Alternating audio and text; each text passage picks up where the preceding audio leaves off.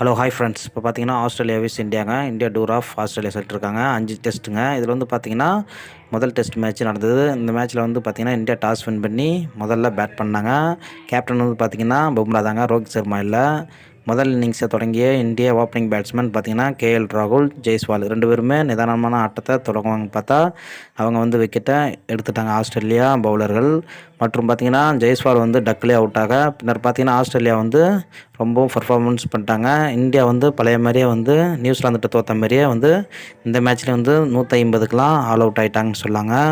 இதில் வந்து பார்த்தீங்கன்னா ஸ்டாக் வந்து பார்த்தீங்கன்னா 2 விக்கெட் கைட்டு இருந்தார். பேட் கமின்ஸ் பார்த்தீங்கன்னா 2 விக்கெட் கைட்டு இருந்தாங்க. மிச்சல் மார்ஸ் வந்து பார்த்தீங்கன்னா 1 விக்கெட் கைட்டு இருந்தார். ஸோ பார்த்தீங்கன்னா நல்லா பர்ஃபார்மன்ஸ் பண்ணி ஆஸ்திரேலியா பவுலர் வந்து இந்திய பேட்ஸ்மேனை வந்து சுருட்டிட்டாங்க. முதல் இன்னிங்ஸில் வந்து பார்த்தீங்கன்னா இந்தியா 150க்குலாம் ஆல் அவுட் ஆகிட்டாங்க. பின்னர் பார்த்தீங்கன்னா இந்திய அணியில் வந்து அதிகபட்சமாக ஸ்கோர் அடித்தவர் பார்த்தீங்கன்னா 41 நிதிஷ்குமார் ரெட்டி அவர் தாங்க டெபியூ மேட்சாக வந்து சேர்த்துருக்காங்க. புதிய வீரராக வந்து சேர்த்துருக்காங்க இந்திய அணியில். ஸோ பார்த்தீங்கன்னா அவர் வந்து ஒரு நிதானமான ஆட்டத்தை அதிரடியை ஏற்படுத்தினதால் 150 ரன் வரைக்கும் அடிக்க முடிஞ்சது. ஸோ பார்த்தீங்கன்னா ஃபர்ஸ்ட் இன்னிங்ஸே இந்தியா வந்து ஆல் அவுட் ஆகிட்டாங்க 150க்குலாம். ஆஸ்திரேலியா வந்து பார்த்தீங்கன்னா ஃபர்ஸ்ட் இன்னிங்ஸ் தொடங்கினாங்க. ஓப்பனிங்லேயே வந்து பார்த்தீங்கன்னா தடுமாற ஆரம்பிச்சிட்டாங்க. பும்ரா வீசிய பாலில் வந்து எல்பிடபிள்யூ ஆகிட்டார்.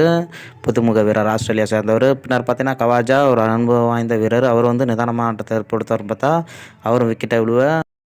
ஸோ பார்த்தீங்கன்னா இந்தியா எப்படி தடுமாற ஆரம்பித்தாங்களோ அதேமாதிரி ஆஸ்திரேலியாவும் தடுமாற ஆரம்பிச்சிட்டாங்க. பும்ரா வந்து 3 விக்கெட்டை கழட்டிருந்தார். பின்னர் பார்த்தீங்கன்னா அடுத்த வீச வந்த ஓவர் வந்து ராணா வந்து அவர் ஒரு விக்கெட்டு கழட்ட ஆஸ்திரேலியா ஃபஸ்ட் இன்னிங்ஸ்லேயே வந்து 7 விக்கெட்டு 64 ரன் முதல் நாள் முடிவில் வந்து இழந்துட்டாங்கன்னு சொல்லலாம். அதோட பார்த்தீங்கன்னா டே 2வில் வந்து ஆஸ்திரேலியா வந்தாங்க. ஸ்டாக் வந்து நிதானமான ஆட்டத்தை ஏற்படுத்தி நல்ல ஒரு சிறப்பான ஸ்கோரை கொடுத்தாரு. அதோட பார்த்தீங்கன்னா ஆஸ்திரேலியா வந்து 104 ரன்னு ஆல் அவுட் ஆகிட்டாங்க. இதனால் இந்தியா வந்து 46 ரன்னு முன்னிலை இருந்தாங்க ஃபர்ஸ்ட் இன்னிங்ஸில். இதை தொடர்ந்து செகண்ட் இன்னிங்ஸ்க்கு தொடங்கிய இந்தியா ஓப்பனிங் பேட்ஸ்மேன் ராகுலும் ஜெய்ஸ்வாலும் நல்லா நிதானமான ஆட்டத்தை ஏற்படுத்தினாங்க. ஃபர்ஸ்ட் இன்னிங்ஸில் மாரி சொதப்பாமல் செகண்ட் இன்னிங்ஸில் நல்லா நிதானமான ஆட்டத்தை ஏற்படுத்தி தவறான ஆட்டத்தை வந்து ஸ்லோவாகவே ஆரம்பித்தாருங்க கேஎல் ராகுல். நல்லா நிதானமான ஆட்டத்தை ஏற்படுத்தி விக்கெட்டே இழக்காமல் டே 2 முடிச்சிருக்காங்க. இதுலேருந்து பார்த்தீங்கன்னா ஜெய்ஸ்வால் வந்து 100 போட்டிருந்துருப்பாருங்க.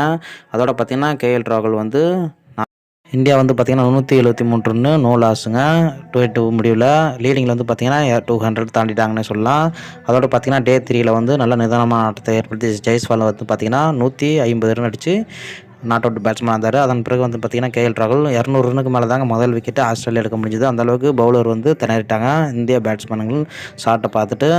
அதன் பிறகு வந்து பார்த்தீங்கன்னா விராட் கோலி நிதானமான ஆட்டத்தை ஏற்படுத்தி நல்லா ஒரு கம்பேக் கொடுத்தாருங்க. அவர் ஃபார்ம்லேயே இல்லாமல் இருந்தார்.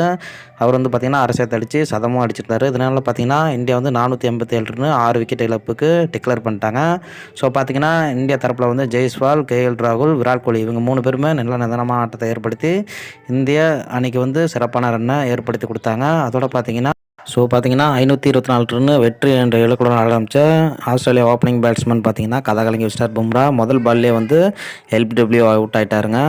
அதோட வந்து பார்த்தீங்கன்னா ஆஸ்திரேலியா வந்து தடுமாற ஆரம்பிச்சிட்டாங்க. ஏன்னா பார்த்தீங்கன்னா 3ஆம் நாள் முடிவில் வந்து 5 ஓவர் வீசும்போது விக்கெட்டை வந்து பும்ரா 2, சிராஜ் 1 எடுத்திருந்தார். ஸோ பார்த்தீங்கன்னா ஆஸ்திரேலியா வந்து 3ஆம் நாள் முடிவில் வந்து 19 ரன்னுக்கு 3 விக்கெட் எழுந்தாங்க. அதை தொடர்ந்து வந்து பார்த்தீங்கன்னா இன்றைய ஆட்டத்தில் 4ஆம் நாள் ஆட்டத்தில் பார்த்தீங்கன்னா ஆஸ்திரேலியா வந்தாங்க.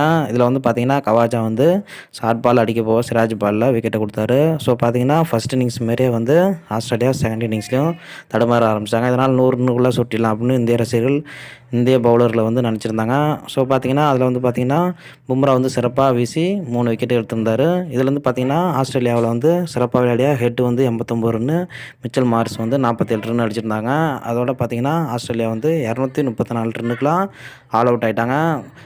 ஸோ பார்த்தீங்கன்னா ஆஸ்திரேலியா வந்து இந்த அளவுக்கு வந்து கலங்கி வச்சுருக்காங்க. ஏன்னா பார்த்தீங்கன்னா ஆஸ்திரேலியா மண்ணில் வந்து பெர்த் ஸ்டேடியத்தில் வந்து இந்தியா வந்து ஜெயிச்சதே இல்லை, மற்ற ஸ்டேடியத்தில் ஜெயிச்சிருக்கோம். ஸோ பார்த்தீங்கன்னா இதுலேருந்து ஃபஸ்ட் டெஸ்ட் மேட்ச் வந்து 295 ரன் வித்தியாசத்தில் வந்து இந்தியா வந்து வின் பண்ணியிருக்காங்க. இதற்கு முக்கிய காரணம் வந்து பார்த்திங்கன்னா இந்திய பேட்ஸ்மேன் பவுலர் தாங்க அப்படின்னு வந்து கேப்டன் பும்ரா வந்து மேட்ச் முடிஞ்ச பிறப்பு சொல்லியிருக்காரு. வரும் டெஸ்ட் போட்டிகளை வந்து சிறப்பாக பந்து வீசி நாங்கள் தொடரை வின் பண்ணி சீரீஸை வின் பண்ணுவோம். ஏன்னா பார்த்தீங்கன்னா இந்தியாவில் நடந்த 50 ஓவர் வேர்ல்டு கப் பார்த்தீங்கன்னா ஆஸ்திரேலியா வந்து நம்மளை அடிச்சிருப்பாங்க. அது வந்து இந்திய ரசிகர்கள் ரொம்ப வருத்தத்தை கொடுத்தது. அதோட மட்டும் இல்லைங்க, செஸ்ட் சாம்பியன் டிராஃபிக்கு வந்து ஆஸ்திரேலியா அடித்தாங்க. அதுக்கு வந்து பதிலடி கொடுக்கவே இந்த 5 டெஸ்ட் மேட்சையும் இந்தியா வந்து வின் பண்ணி சீரிஸ் வின் பண்ணுவாங்க அப்படின்னு வந்து பும்ரா சொல்லியிருக்காரு. ஸோ அந்த சேனல் உங்களுக்கு பிடிச்சா மறக்காமல் சப்ஸ்கிரைப் பண்ணுங்கள். நெக்ஸ்ட் வீடியோவில் சந்திப்போம். நன்றி, வணக்கம்.